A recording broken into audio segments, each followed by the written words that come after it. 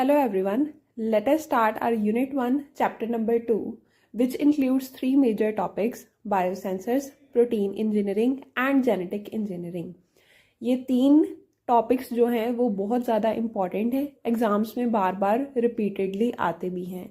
ये नहीं कि कोई एक ज़्यादा इम्पॉर्टेंट है, तीनों ही बहुत ज़्यादा इम्पॉर्टेंट हैं. किसी के भी बारे में आपको 5 या 10 मार्क्स में डायरेक्टली क्वेश्चन आ जाता है. So let us begin with biosensors. Biosensors क्या होते हैं? कुछ ऐसे सेंसरी डिवाइसेस होते हैं जिनमें हम एंजाइम्स या एंटीबॉडीज़ की हेल्प से किसी भी फिजिकल और केमिकल चीज़ को हम डिटेक्ट कर सकते हैं. जैसे ये हमारे सेंसरी डिवाइसेस हैं जिनसे हम किसी भी चीज़ की कंसंट्रेशन को मेजर करेंगे और जो और बायोलॉजिकल पैरामीटर्स हैं हम उनको डिटेक्ट करेंगे, उनकी कंसंट्रेशंस को मेजर कर सकते हैं. इसका प्रिंसिपल क्या है? इसमें हम कोई भी बायोलॉजिकल मटेरियल ले लेते हैं. कोई भी बायोलॉजिकल मटेरियल लेंगे, उसमें हम एक एनालाइट ऐड कर देंगे. बायोलॉजिकल मटेरियल लिया, उसमें एनालाइट ऐड किया, तो एनालाइट उसके साथ एक बॉन्डिंग क्रिएट करेगा. हम उसे बाउंड एनालाइट कहेंगे. ये जो बाउंड एनालाइट है ये कोई ना कोई रिस्पॉन्स देगा जब ये अटैच होंगे एक दूसरे के साथ. ये बायोलॉजिकल रिस्पॉन्स उन्होंने दिया जब लिविंग सेल्स के साथ कोई एनालाइट ऐड हुआ. बायोलॉजिकल रिस्पॉन्स के बाद हम इसको एक इलेक्ट्रिकल डिवाइस में डिटेक्ट करते हैं, तो हमें इलेक्ट्रॉनिक रिस्पॉन्स भी मिलता है और उसे हम मेजर कर लेते हैं. बायोसेंसर्स का ये प्रिंसिपल है कि हम पहले बायोलॉजिकल रिस्पॉन्स क्रिएट करते हैं एनालाइट ऐड करके, फिर उससे एक इलेक्ट्रॉनिक रिस्पॉन्स हमें मिलता है किसी इलेक्ट्रॉनिक डिवाइस में और उसको हम मेजर कर लेते हैं. नेक्स्ट, इसकी वर्किंग क्या है बायोसेंसर्स की? ये सेम ही आ जाएगी ऑलमोस्ट कि एनालाइट को एक बायो रिसेप्टर पर यानी कि लिविंग रिसेप्टर पर हमने ऐड किया, इनका बायोकेमिकल रिएक्शन हुआ, ट्रांसड्यूसर ने हमें इलेक्ट्रिकल सिग्नल दिया और प्रोसेसर ने उसे फर्दर आगे डिस्प्ले किया. इसकी काफ़ी सारी टाइप्स हैं, हम उनको भी डिस्कस करेंगे.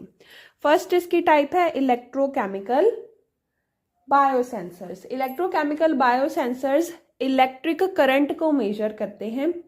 इलेक्ट्रिक करंट में चार्जेस होते हैं, उनको मेजर करते हैं बायो इलेक्ट्रोड्स की हेल्प के साथ. नेक्स्ट है एम्पेरोमेट्रिक बायोसेंसर्स. एक रिडॉक्स रिएक्शन होगा, तो उसके बाद क्या होगा कि जो पॉजिटिव नेगेटिव चार्जेस हैं उनकी मूवमेंट होगी, उसको हम एम्पेरोमेट्रिक बायोसेंसर्स के साथ डिटेक्ट करेंगे. और इसमें जो रिडॉक्स रिएक्शन हुआ है वो किसकी वजह से होगा? किसी ना किसी एंजाइम की वजह से होगा. वही एंजाइम हम एनालाइट के रूप में यहाँ पर यूज कर सकते हैं. नेक्स्ट है blood glucose. This is very common example. Diabetes में एक वॉच पेन शेप्ड इलेक्ट्रोड होती है, उसको ब्लड ग्लूकोज डिटरमिन करने के लिए यूज किया जाता है. ब्लड ग्लूकोज बायोसेंसर क्या है? जिसमें हम watch pen shaped electrode use करते हैं सिंगल यूज के लिए. नेक्स्ट है पोटेंशियोमेट्रिक बायोसेंसर. पोटेंशियोमेट्रिक बायोसेंसर से हम क्या करते हैं? जो पोटेंशियोमेट्रिक बायोसेंसर्स के साथ हम क्या करते हैं कि जो चार्ज है आयनिक स्पीसीज का, आयनिक स्पीसीज पॉजिटिव या नेगेटिव होंगी. ये जो आयंस है, एक आयन सिलेक्टिव इलेक्ट्रोड लेंगे और उसके साथ हम इन चार्जेस को मेजर करेंगे. नेक्स्ट है कंडक्टोमेट्रिक बायोसेंसर्स. एक कंडक्टिविटी ले लेते हैं एक सोल्यूशन की, उसमें अगर हमें चार्ज मेजर करना पड़े यानी कि उनकी इलेक्ट्रिकल कंडक्टिविटी है चार्जेस की, उसमें जो भी चेंज क्रिएट होता है एक सोल्यूशन की इलेक्ट्रिकल कंडक्टिविटी में जो भी चेंज क्रिएट होता है वो हम कंडक्टोमेट्रिक बायोसेंसर्स से डिटेक्ट करते हैं. Next we have thermometric biosensors. एक रिएक्शन में जब हीट प्रोड्यूस या अब्जॉर्ब होती है वो हम थर्मोमेट्रिक बायोसेंसर्स से डिटेक्ट करते हैं। Next we have optical biosensor. Optical मतलब लाइट, है ना।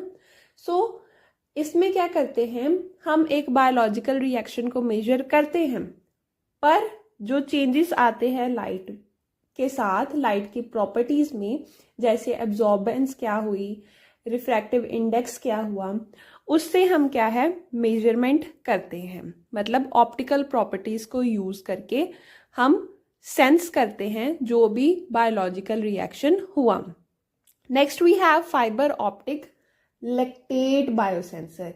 इससे क्या है, जो लैक्टेट है हम उसकी कंसंट्रेशन एक सोल्यूशन में निकालते हैं। Next we have optical biosensors for blood glucose. Optical biosensors for glucose क्या है कि हमारे ब्लड में कितनी ग्लूकोज है हमें वो डिटेक्ट करनी है, और हम वो डिटेक्ट करेंगे लाइट बायोसेंसर, लाइट की प्रॉपर्टीज को अगेन यूज करके। सो उसे हम कहेंगे optical biosensors for blood glucose. Next we have piezoelectric biosensors. Piezoelectric biosensors एक वाइब्रेशन फ्रीक्वेंसी में कितना चेंज आ रहा है वो हम इससे डिटेक्ट करेंगे। Next we have applications for biosensors. मैंने यहाँ पर पॉइंट्स दिए हैं, आप इन पॉइंट्स को फर्दर एक्सप्लेन कर सकते हैं। जो हमने प्रीवियसली मेथड डिस्कस किया उसको आप यहाँ पर दे सकते हैं इनकी एक्सप्लेनेशन में।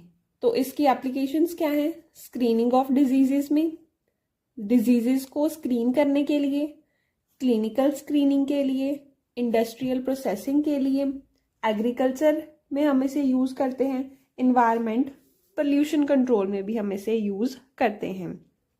Next we have second important part of this chapter which is protein engineering. Protein engineering में क्या होता है, जैसे हमारी बॉडी में प्रोटीन्स हैं, हम उन प्रोटीन्स को ऑल्टर करते हैं।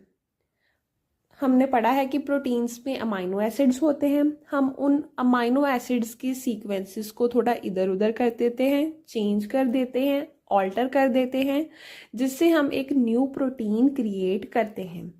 और ये जो चेंज है हम कुछ बायोटेक्निकल टेक्निक्स के साथ करते हैं ताकि एक प्रोटीन का स्ट्रक्चर अच्छा हो, स्टेबिलिटी मेंटेन रहे और उसकी एक्टिविटी भी अच्छी हो। प्रोटीन इंजीनियरिंग के दो अप्रोचेस है, एक है रैशनल प्रोटीन डिजाइन, दूसरा है इरैशनल प्रोटीन डिजाइन। रैशनल में क्या होता है, जैसे हमने सोचा कि हाँ हम इस अमाइनो एसिड को थोड़ा सा चेंज करेंगे तो हमारे पास ये रिजल्ट आएगा। सो हम अपनी नॉलेज लगाते हैं कि ऐसा हम करेंगे तो एक प्रिडिक्टेबल रिजल्ट आएगा। सो रैशनल डिजाइन हमें प्रिडिक्टेबल रिजल्ट देता है और हम इसमें प्रोटीन स्ट्रक्चर की नॉलेज और उसके फंक्शन को यूज करते हैं, और इसमें वेरिएंट्स जो हैं वो कम प्रोड्यूस होते हैं।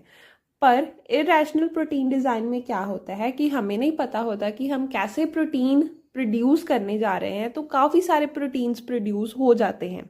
मतलब हमें इसमें प्रायर नॉलेज नहीं होती कि हम क्या प्रोड्यूस करने वाले हैं, बस ऐसे ही काफ़ी सारे वेरिएंट्स प्रोड्यूस कर लेते हैं, और उस पे से जो प्रोटीन हमें चाहिए होगा हम उसे कैसे डिटेक्ट करेंगे, ट्रायल और सिलेक्शन के मेथड्स के साथ।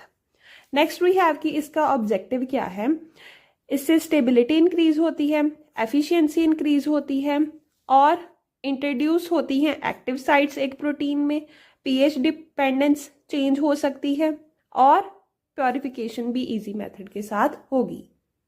नेक्स्ट है कि हम इंक्रीज कैसे कर सकते हैं किसी भी प्रोटीन की स्टेबिलिटी और उसकी बायोलॉजिकल एक्टिविटी को। पहले हम ऐड करेंगे डाइसल्फाइड बॉन्ड्स को।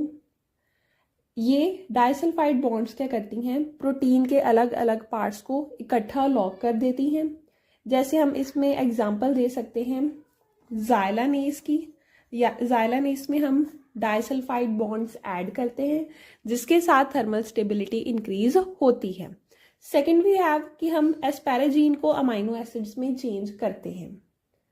हम इसे चेंज क्यों करते हैं, फर्स्ट ऑफ ऑल क्योंकि जो एस्पैराजीन है उसकी डीअमाइडेशन हो जाती है। सो इसके लिए इसको चेंज करना इंपॉर्टेंट है। इनमें से एग्जाम्पल कौन सी आ जाएगी, triose phosphate,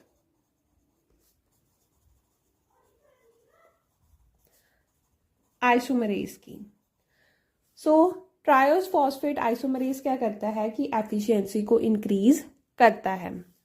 next we have decrease करना सल्फाइड्रिल ग्रुप्स को। अगर हम इनको डिक्रीज करेंगे, क्यों डिक्रीज करेंगे? फर्स्ट ऑफ ऑल क्योंकि इनकी ऑक्सीडेशन इजीली हो जाती है। अगर ऑक्सीडेशन हो जाएंगी तो प्रोटीन एक जगह इकट्ठा होना शुरू कर देगा। हम इसमें एग्जांपल दे सकते हैं ह्यूमन बीटा इंटरफेरॉन की, जो प्रिवेंट करता है इसकी डीअमाइडेशन के प्रोसेस को। नेक्स्ट है single amino acid changes. Single amino acid को हम क्यों चेंज करते हैं? ताकि स्टेबिलिटी इंक्रीज हो, एंजाइम की एक्टिवेशन इजीली हो और पीएच के साथ भी रेजिस्टेंस मेंटेन रहे। इसमें एग्जांपल दे सकते हैं अल्फा 1 एंटी ट्रिप्सिन की। ये क्या करता है? ऑक्सीडेशन को डिक्रीज करता है, ऑक्सीडेशन को प्रिवेंट करता है। Next we have improve kinetic properties of enzyme. Enzyme की काइनेटिक प्रॉपर्टीज आप कैसे इंप्रूव कर सकते हैं? पहले तो सबस्ट्रेट की बाइंडिंग करा के, वो जो बाइंडिंग है इसके साथ इंक्रीज होती है और कैटालिटिक स्पीड भी इंक्रीज होती है। इसमें हम एग्जांपल दे सकते हैं एस्पैराजिनेज की। एस्पैराजिनेज क्या करता है कि बायोलॉजिकल एक्टिविटी को इंक्रीज करता है। नेक्स्ट वी हैव इसकी एप्लीकेशंस। अगेन आप इनको फर्दर आगे एक्सप्लेन कर सकते हैं प्रीवियस एक्सप्लेनेशन के साथ। इसमें आ जाएगी radio immune therapy, cancer treatment, antibody engineering, antibody modelling and pharmaceutical therapeutic proteins. Last most important topic है इसका जेनेटिक इंजीनियरिंग। जेनेटिक इंजीनियरिंग में हमारा फर्स्ट वर्ड आ गया जीन्स का। हम इसमें क्या करते हैं?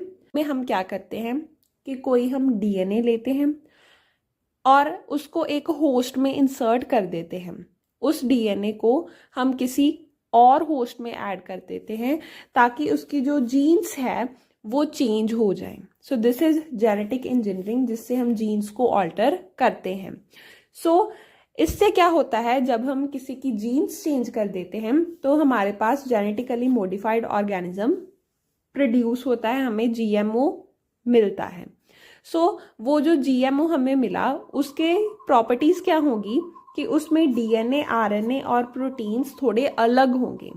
डीएनए ऐसा होगा कि जो इजीली रेप्लिकेट करे, आरएनए एमआरएनए को कॉम्प्लीमेंट कर रहा होगा और उसमें प्रोटीन्स भी होंगे। अब इसका जो प्रिंसिपल है उसको आप एक फ्लो चार्ट फॉर्म में भी एक्सप्लेन कर सकते हैं, या फिर जो मैं इसका एक्सप्लेनेशन आपको साथ में दूंगी आप उसको भी अपनी लैंग्वेज में एक्सप्लेन कर सकते हैं। इसका प्रिंसिपल क्या है? फर्स्ट ऑफ ऑल तो हमें एक जीन चाहिए, तो हम फर्स्टली उसे आइसोलेट करेंगे एक ऑर्गेनिज्म में जो हम जीन इंट्रोड्यूस करना चाहते हैं।